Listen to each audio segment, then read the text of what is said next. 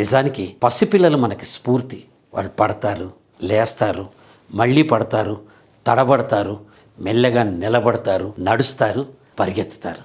అలాగే మనం కూడా పడతాము, గెలుస్తాము. ప్లేయర్స్ లాగా. ప్లేయర్స్ని చూడండి, వాళ్ళు ఆడతారు, పడతారు, లేస్తారు, పరిగెత్తుతారు, మళ్ళీ గెలుస్తారు. ఉన్న స్థితి మామూలుగా ఆర్డినరీగా మిమ్మల్ని ఉంచుతుంది. ఎక్స్ట్రాడినరీ కావాలి కదా. ఎక్స్ట్రాడినరీకి ఆర్డినరీకి తేడా ఏంటి? ఆర్డినరీ పర్సన్ రోజుకి 2 కిలోమీటర్లు నడుస్తూ ఉంటాడు. జీవితాంతం నేను 2 కిలోమీటర్లు నడిచాను అని చెప్పుకుంటూ ఉంటాడు.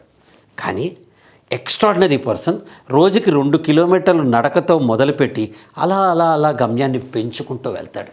నీ మీద నీకు కంట్రోల్ ఉంటే ఎంత పెద్ద రిస్క్ అయినా నువ్వు తీసుకోవచ్చు.